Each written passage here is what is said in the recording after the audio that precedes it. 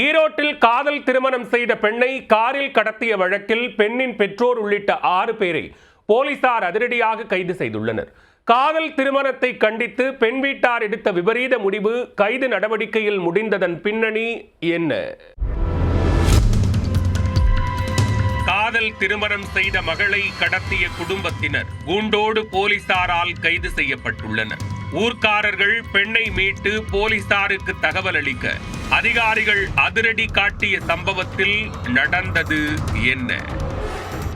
நாமக்கல் மாவட்டம் கொக்கராயன்பேட்டையைச் சேர்ந்த 22 வயதான விஜய் அர்ச்சனா என்பவரை காதலித்து வந்தார். இருவரின் காதல் விவகாரம் பெண் வீட்டாருக்கு தெரிய வர கடும் எதிர்ப்பு கிளம்பியதால் அர்ச்சனா வீட்டை விட்டு வெளியேறி விஜயை காதல் திருமணம் செய்து கொண்டார். பின்னர் இருவரும் ஈரோடு கள்ளுக்கடை மேடு பகுதியில் வாடகைக்கு வீடு எடுத்து தங்க அர்ச்சனா நாயக்கன் பாளையத்தில் உள்ள பட்டு சென்டருக்கு வேலைக்கு சென்று வந்தார். சம்பவத்தன்று வழக்கம் போல விஜய் தனது காதல் மனைவியை பைக்கில் வேலைக்கு அழைத்துச் சென்றுள்ளார். அப்போது காரில் உறவினர்கள் 4 பேருடன் வந்த அர்ச்சனாவின் தந்தை செல்வம், தாய் கவிதா விஜயை மிரட்டி மகள் அர்ச்சனாவை வலுக்கட்டாயமாக காரில் கடத்தி சென்றனர்.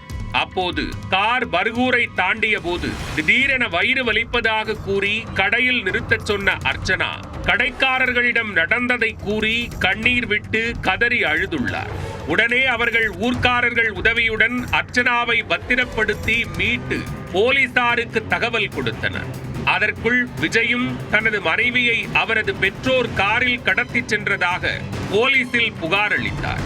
இதனை அடுத்து பெண் கடத்தல் தொடர்பாக வழக்கு பதிந்த போலீசார் அர்ச்சனாவின் தந்தை செல்வம், தாய் கவிதா மற்றும் அவரது உறவினர்கள் உட்பட 6 பேரையும் கூண்டோடு கைது செய்தனர். மேலும் அர்ச்சனாவை மீட்டு அவரது கணவரிடம் பத்திரமாக ஒப்படைத்தனர். காதல் திருமணம் செய்த இளம்பெண்ணை காரில் கடத்திய பெண் வீட்டார் கூண்டோடு போலீசாரால் கைது செய்யப்பட்ட சம்பவம் நாமக்கல்லில் பெரும் சலசலப்பை ஏற்படுத்தியுள்ளது.